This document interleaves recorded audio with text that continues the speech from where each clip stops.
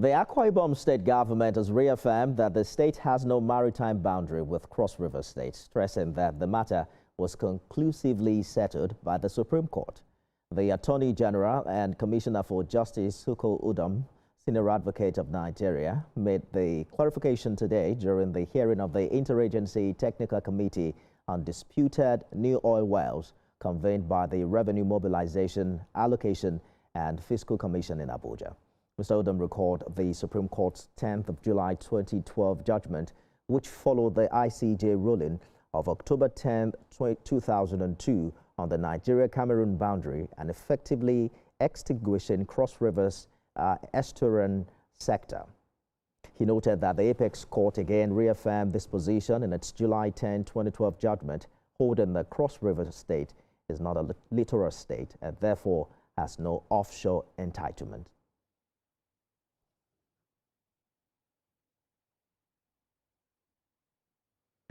Well, let's bring in Attorney General and Commissioner for Justice in Akwa Ibom State, Mr. Akwa Ibom, Senior Advocate of Nigeria. Thank you for joining us on the news this hour. The Supreme Court in July 2012, as you mentioned, clearly held that Cross River is not a littoral state following ceding the Bakassi Peninsula to Cameroon. How do you reconcile that position from a constitutional and legal standpoint with the federal government's ongoing coordinate plotting exercise that appears capable of reopening this issue? Yes, it's really not the exercise that has brought this back. The people of Cross River State, for whatever reason, every so often come up and rake up this story all over again, trying to reopen issues that had been concluded by the Supreme Court.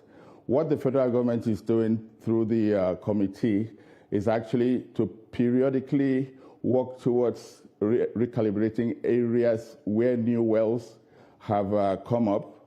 And what they normally do is to go around to these places, take data, and then come up with their mapping exercise to determine which state these new wells fall under.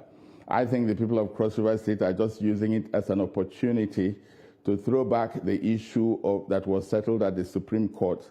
They have come up with, I don't know if we should call that a petition, asking the committee to review the case and look into those issues that had been settled.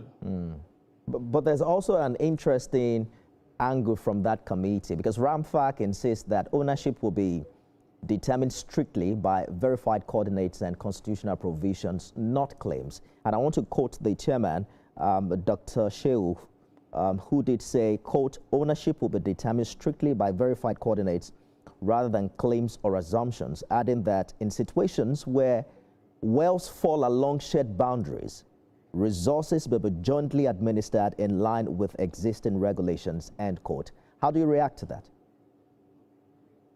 Yeah, well, that's a standard they normally use, and this does not refer in any way to cases that had been settled by the courts. What they normally do, like if a new oil well comes up, the job is to go up around and check out the coordinates, plot the data, and then come up and map the area and determine which state it should fall under. In some cases, the wells don't categorically come up within a particular state. And in those situations, they have the discretion to determine that maybe until the boundaries are properly calibrated, those proceeds from those wells would be shared in a manner that they determine. This is totally different from what we face now. Here we have a situation where the Supreme Court of Nigeria had determined, for instance, that Cross River State is not a littoral state, and so cannot benefit from proceeds under the onshore-offshore dichotomy law that applies only to littoral states. So it's nothing to do with that, and I think they're just trying to use the opportunity of this exercise to reopen this issue, which is not tenable. Senior Advocate, let me get your reaction to political insinuations of a possible gentleman's agreement between now two APC-controlled states to seed these oil wells. As Attorney General, are you seeing evidence of political considerations creeping into what you said should be a purely legal and constitutional matter? Yeah, I think we must be very careful in drawing a line between political considerations and strictly legal considerations. Now, if you go back to when this matter first came up, I think Ibom Govt was the governor of Akwa Ibom State. And if you know historically, the two states, Akwa Ibom and Cross River, they're just very, very close. They're like family. Akwa Ibom people have family in Cross River have family in Akwa Ibom. And it's never been the intention of Akwa Ibom people to like see their kin on the other side of the river suffer. And I can remember when Ibom Govt made proposals and told President Obasanjo not to look at this thing purely from a legalistic area, that they would be willing as Akwa Ibom people to work with Cross River to ensure that maybe some of these proceeds go to them. And in a particular instance, payments used to be made from the proceeds of Akwa Ibom to Cross River. You know, voluntarily, Akwa Ibom ceded, I think it was like 250 million naira every month to Cross River on their own.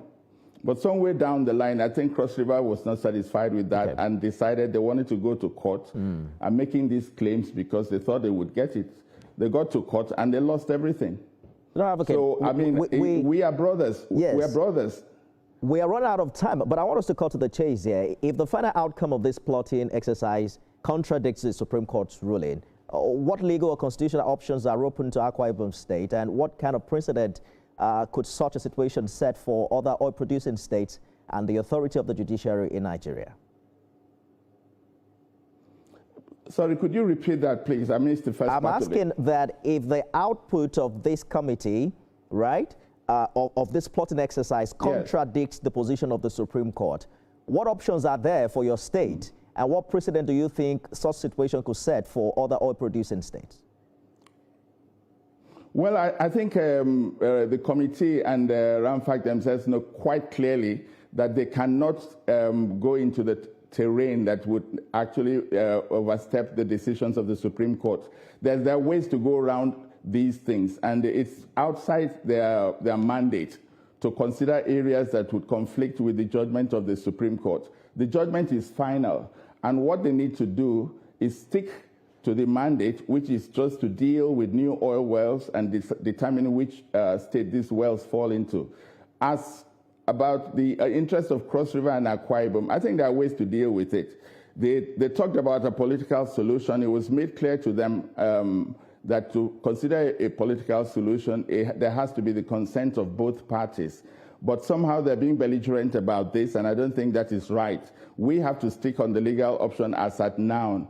And there's nobody in Akwa Ibom State, not even the governor, can cede the property of Akwa Ibom State to another party without a formal declaration from the House of Assembly. But like I said, no brother wants to walk around seeing the other brothers suffer.